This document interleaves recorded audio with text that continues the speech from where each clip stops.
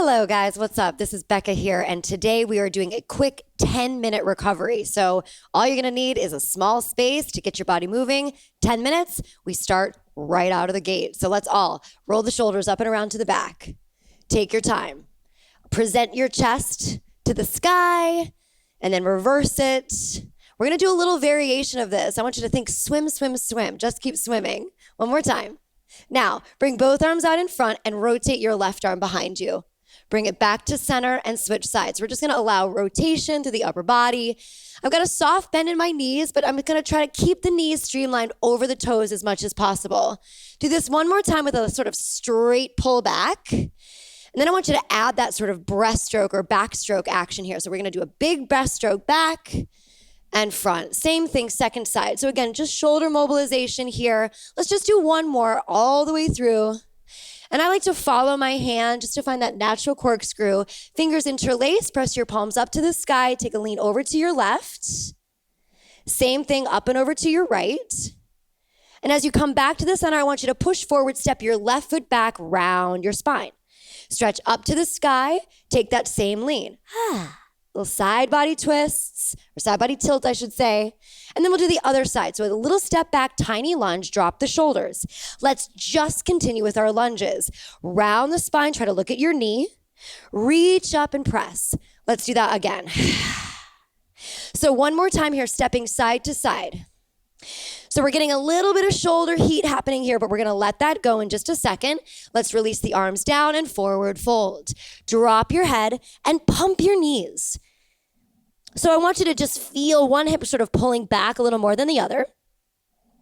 And then while we're here, let's plant the hands, take a step back with your left foot, open up your chest and maybe rest your rib cage right on your thigh.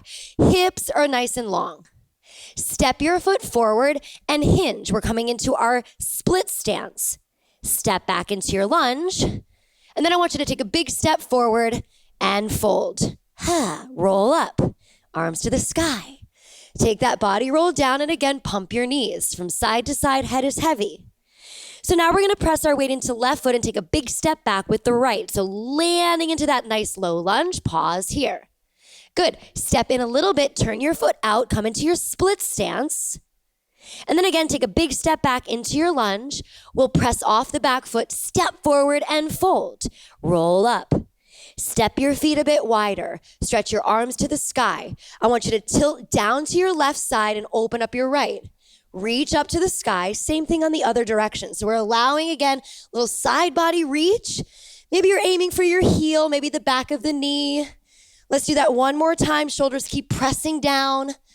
Good. Now bring your elbows to the inner thighs. It's one of my favorites. We're going to press the knees back a lot.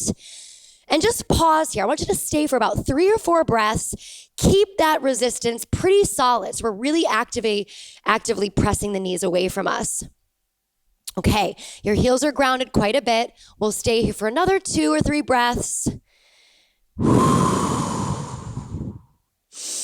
When you're ready, turn your feet to parallel. Hips go up, head drops heavy. Let's walk to the right side. Allow your hamstring to lengthen. Now, guys, if your hands aren't on the ground, just utilize your shin. Okay, so just hang right onto that. And then we can crawl through the center to the other side. Maybe the heel turns in a little bit as we pivot the toe out. And as you come back to the middle, guys, let's heel and toe our feet so they're a bit closer. As you roll up to stand, let's just start to put our weight into our right foot. Left heel can lift. Let's step back into a lunge and then step up. Stay on the same side. So a nice, easy lunge back.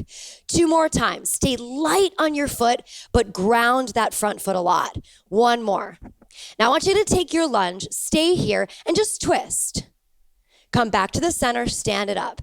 3 more. Lunge and twist. So you want to twist over the front thigh. Keep that front knee right on top of your heel. And we're going to do that 1 more time. Okay. As you step up, switch your weight, grab your right foot, and let's right away go into a quad stretch to release what we just worked. Pelvis forward, push your foot into your hand, point your knee to the floor, and let's all reach up and lengthen out of our left side. Now, if you're feeling real fancy, you can externally rotate your right shoulder back and just pause. Keep pressing your knee down. Good. let's go to the other side. So as you plant your weight, let's step back, other side. So we step, come back to center. So it's a tiny step back lunge.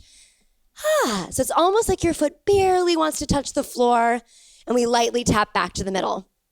Let's add our rotation. So palms can press to the center, twist over your front leg, back to the center, stand up. 3 more times. Down, twist. So great way to, again, open up the upper back.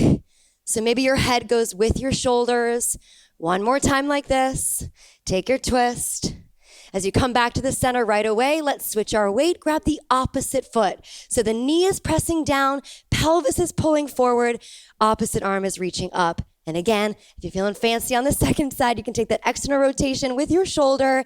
Keep kicking your foot into your hand. So you're feeling a nice long stretch through that top of your leg. And we're gonna hang out here for about 2 more breaths or so.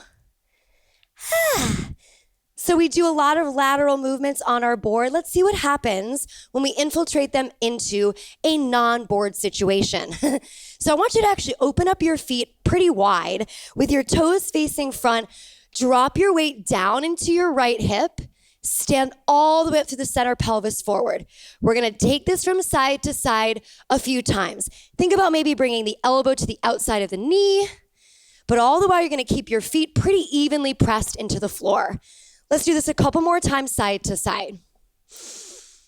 Okay, now that we kind of got this shift from middle to side, I want you to set yourself up into your side lunge and then see if you can spring over to the other leg.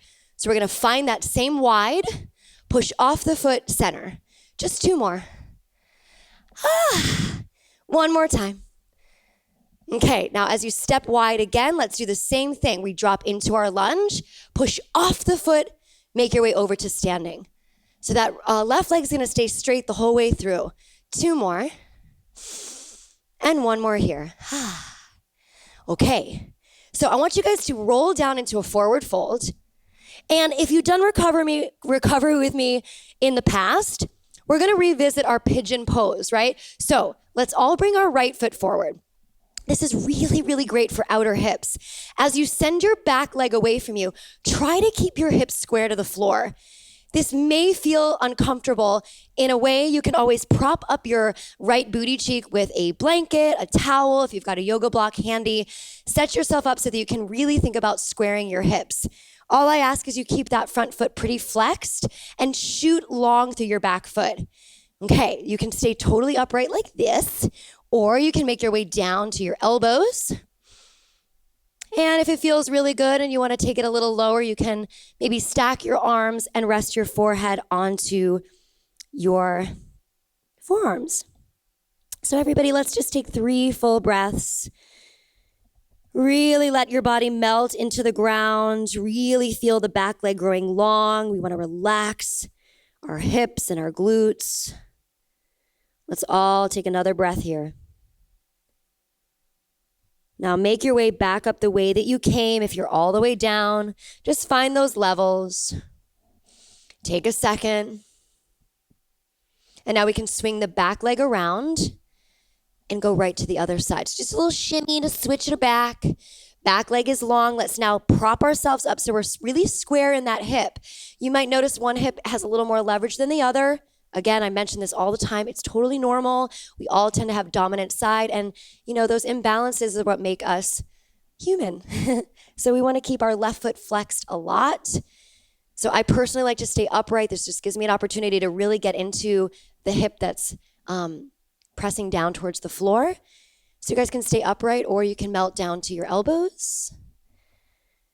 If you want to stay there, I respect that a lot. If you do have the range of motion to take it down without stress, you can also make your way down, resting forehead onto forearms for 3 final breaths. We want to try to drop the weight into our right hip, relaxing the left glute as you flex that foot. 1 more breath. Now, making your way out of this the way you came, we come to our elbows, press up to hands, let your chest open as your hip drops, And then you'll make your way back. Leg comes forward. You can cross your feet. Elbows will go wide as you round your spine and drop your head. Elbows can wrap in as you lift your heart. Take this one more time. Nice little back release here. And then sitting up tall, we are finished with our quick 10-minute recovery. You can filter this in multiple times a day, stack it at the end of your HIIT workouts, and hopefully we'll get your hips feeling really good. Well done, everybody. See you next time. Signing off. Good job.